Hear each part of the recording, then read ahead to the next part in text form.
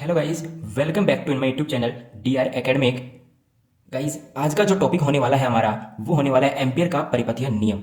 ये जो टॉपिक है वो एग्जाम में 100% पूछा जाता है। तो आप लोग इस टॉपिक को अच्छे से रिवाइज कर लीजिए। और अगर आपको ये टॉपिक नहीं आता है तो इस वीडियो को देखने के बाद आप ये नहीं बोलोगे कि ये टॉपिक आपको नहीं आता है। ठीक है, तो वीडियो को एंड तक जरूर देखिएगा। और हाँ, इस चैनल को सब्सक्राइब बिल्कुल मत करना। क्या बोला तूने? हाँ, मैंने सही बोला। क्योंकि अगर आपको वीडियो अच्छी ना लगे तो सब्सक्राइब मत करना। और हाँ, अगर ये टॉपिक आपके बिल्कुल अच्छे से समझ में आ जाए तो चैनल को सब्सक्राइब किए बगैर बिल्कुल मत जाना और वीडियो को भी लाइक कर देना। ठीक है, तो चलिए वीडियो को स्टार्ट करते हैं। जो टॉपिक है वो है एम्पियर का परिपथीय नियम। देखिए, इसकी सबसे पहले हम छोटी सी डेफिनेशन है, इसको जान लेते हैं। ये जो डेफिनेशन है ना, इसी में आपका जो इसका फॉर्मूला है परिपथीय नियम का, ये छुपा हुआ है। बस इसमें और कुछ भी नहीं है। देखिए यहाँ पे, एम्पियर के परिपथीय नियम के अनुसार चुंबकीय क्षेत्र का रेखीय समाकलन, चुंबकीय क्षेत्र जिसको हम किससे रिप्रेजेंट करते हैं, बी वेक्टर से, इसका यानी चुंबकीय क्षेत्र बी वेक्टर का, चुंबकीय क्षेत्र बी वेक्टर का रेखीय समाकलन, रेखीय समाकलन की हम बात करें तो वो होता है एल। ठीक है, बंद पथ के, बंद पथ के रेखीय समाकलन को हम डीएल वेक्टर से रिप्रेजेंट करते हैं। इसके अनुदिश का निर्वात की चुंबकशीलता, यानी कि ये बराबर होता है निर्वात की चुंबकशीलता व बंद पथ में प्रवाहित धाराओं के बीजगणितीय योग के गुणनफल। यानी कि यहाँ पे देखिए, निर्वात की चुंबकशीलता जिसको हम म्यू नॉट से लिखते हैं, और बंद पथ में प्रवाहित धाराओं के बीजगणितीय योग के गुणनफल। तो धाराओं का बीजगणितीय योग यानी कि समेशन आई, इन दोनों के गुणनफल के बराबर होता है। तो यही क्या हो जाता है आपका एम्पियर का परिपथीय नियम। समझ में आया? तो लाइक ठोक दो फटाफट। ठीक है, फटाफट लाइक ठोक दो अगर आपको समझ में आया तो। अब यहां पे बात करते हैं कि जो आपका ये एम्पियर का परिपथीय नियम है, ये ओनली फॉर ओनली बंद पथ के लिए लागू होता है। किसके लिए लागू होता है दोस्तों? बंद पथ के लिए लागू होता है। तो यहाँ पे एक, यहाँ इसका एक नोट पॉइंट आप यहाँ पे लिख लीजिए कि यह नियम, यह नियम केवल बंद पथ, बंद पथ के लिए लागू होता है। किसके लिए लागू होता है? ओनली फॉर ओनली बंद पथ के लिए लागू होता है। समझ में आया? अब यहां पे मैं बात करता हूं कि जो ये फॉर्मूला लिखा है, तो आप ये तो है नहीं कि 3 नंबर में आपसे क्वेश्चन पूछेगा और आपने इतना सा लिख दिया तो आपको एग्जामिनर 3 नंबर दे देगा। भाई ऐसा तो होगा नहीं। तो इसके लिए आपको क्या करना पड़ेगा, यहाँ पे इसको आपने जो फॉर्मूला लिखा है इसमें आपके जो आया है ना यहाँ पे बी वेक्टर डीएल वेक्टर, इनको आप लिख दीजिए कि इनको कहते क्या है। ठीक है, तो यहाँ पे लिख दीजिए वेयर बी वेक्टर। देखिए, इसको पहले मैं यहाँ पे इसको और यहाँ पे एक्सपेंड करके लिख देता हूँ। देखिए यहाँ पे इसको आप बाद में लिखिएगा। यहाँ पे इसको हम और क्या लिख सकते हैं, ये रेखीय समाकलन हो गया। और जब हम दो वेक्टर का स्केलर गुणन करते हैं, यानी कि दोनों का, यानी दो सदिश होते हैं उनका हम अदिश गुणनफल करते हैं, तो क्या आता है हमारे पास? जैसे मान लीजिए यहाँ पे मैं बोल रहा हूँ कि ए वेक्टर डॉट बी वेक्टर, तो हम इसको क्या लिखेंगे? इसको लिखेंगे ए बी कॉस थीटा। क्या लिखेंगे? A B cos theta. समझ में आया? तो ऐसे ही हम इसको लिख देंगे, तो इसको क्या लिखेंगे? B D L cos theta, और बराबर में हमारे पास आ जाता है म्यू नॉट समेशन आई। ठीक है, तो इसको हमने इस तरीके से लिख दिया। तो इसमें कोई दिक्कत है क्या? बताओ, इसमें कोई दिक्कत है क्या आपको? नहीं है ना? अब यहां पे मैं लिखता हूं वेयर, यहां पे सबसे पहले मैं लिखना चाहूंगा थीटा की वैल्यू, यानी कि जो थीटा है वो आखिर में है क्या यहां पे। तो थीटा क्या हो जाएगा यहाँ पे?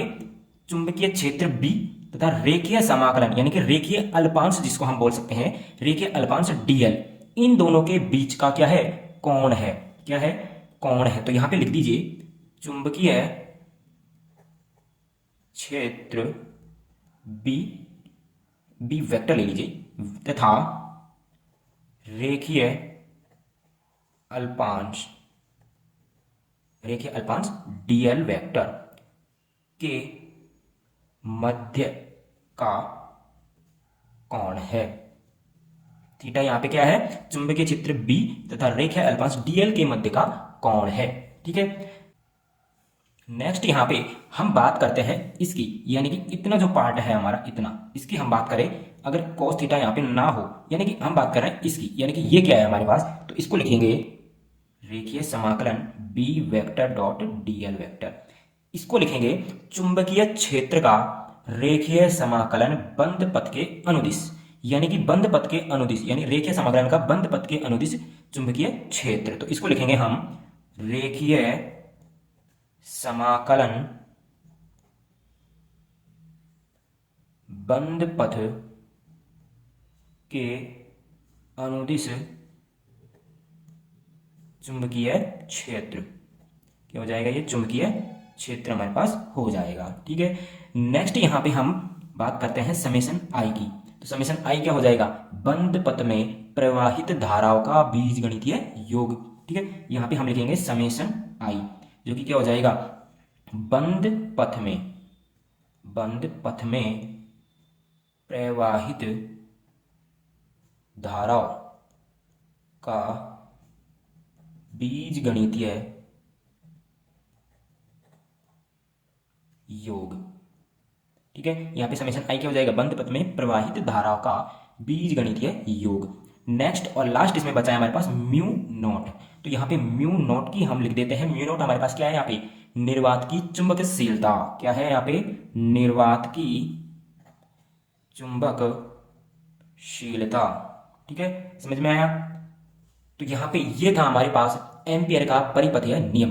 अब हम इस एम्पियर के परिपथीय नियम को चुंबकन क्षेत्र के पदों में कैसे लिख सकते हैं, चलिए देखते हैं। यहाँ पे देखिए, यहाँ पे हम बात कर रहे थे कि एम्पियर का परिपथीय नियम चुंबकन क्षेत्र के पदों में, इसका मान क्या आएगा। तो सबसे पहले हम देखते हैं यहाँ पे कि हम जानते हैं, यहाँ पे लिखते हैं, हम जानते हैं कि चुंबकीय क्षेत्र व चुंबकीय क्षेत्र व चुंबकन क्षेत्र में संबंध, ठीक है, वो क्या होता है हमारे पास, बी वेक्टर बराबर क्या होता है हमारे पास, म्यू नॉट एच वेक्टर। ये होता है हमारे पास चुंबकीय क्षेत्र व चुंबकन क्षेत्र में संबंध। ठीक है, तो यहां पे जब हम एम्पियर के परिपथीय नियम में जब हम बी वेक्टर की वैल्यू उसमें पुट करते हैं, तो हमारे पास देखिए यहाँ पे क्या आता है, हम यहाँ पे लिखते हैं एम्पियर के परिपथीय नियम से। एम्पियर का परिपथीय नियम क्या था यहाँ पे था हमारे पास रेखीय समाकलन B vector dot DL vector बराबर म्यू नॉट समेशन आई। ठीक है, तो यहाँ पे जब हम इस बी वेक्टर की वैल्यू ये रखेंगे यहाँ पे, तो देखिए यहाँ पे रेखीय समाकलन बी वेक्टर की वैल्यू हम यहाँ पे पुट करेंगे, तो mu naught H vector dot DL vector बराबर हो जाएगा म्यू नॉट समेशन आई। ठीक है, यहाँ पे म्यू नॉट क्या है, यहाँ पे हमारे पास कांस्टेंट है, तो हम इसको बाहर निकाल देंगे, तो ये हो जाएगा रेखीय समाकलन H vector dot DL vector बराबर म्यू नॉट समेशन आई। अब यहाँ पे हमारे पास म्यू नॉट से म्यू नॉट कैंसिल हो जाएगा, तो हमारे पास यहाँ पे बचेगा रेखीय समाकलन H vector dot DL vector बराबर समेशन आई। और यही हमारे पास क्या हो जाएगा, चुंबकन क्षेत्र के पदों में एम्पियर का परिपथीय नियम। ठीक है, क्या हो जाएगा हमारे पास, ये चुंबकन क्षेत्र के पदों में एम्पियर का परिपथीय नियम हो जाएगा। ठीक है, क्योंकि यहाँ पे देखिए एच वेक्टर क्या था हमारे पास, चुंबकन क्षेत्र था, और जिसको हमने यानी कि जो हमारे पास एम्पियर का परिपथीय नियम था जो कि चुंबकीय क्षेत्र के पदों में आया था, उसको हमने चुंबकन क्षेत्र के पदों में यानी एच वेक्टर के पदों में लिख दिया है। ठीक है, तो ये था हमारे पास एम्पियर का परिपथीय नियम। अगर आपको समझ में आया तो वीडियो को लाइक कर दीजिए और कमेंट सेक्शन में बताना मत भूलना कि वीडियो आपको कैसा लगा, और नेक्स्ट वीडियो का सजेशन भी जरूर से दे दीजिएगा, और चैनल को सब्सक्राइब किए बिना मत जाना, क्योंकि मुझे पता है आपको ये जो टॉपिक है बहुत ही अच्छे से आपको समझ में आ गया है। तो चलिए मिलते हैं नेक्स्ट वीडियो में किसी नए टॉपिक के साथ, तब तक के लिए बाय बाय, थैंक यू।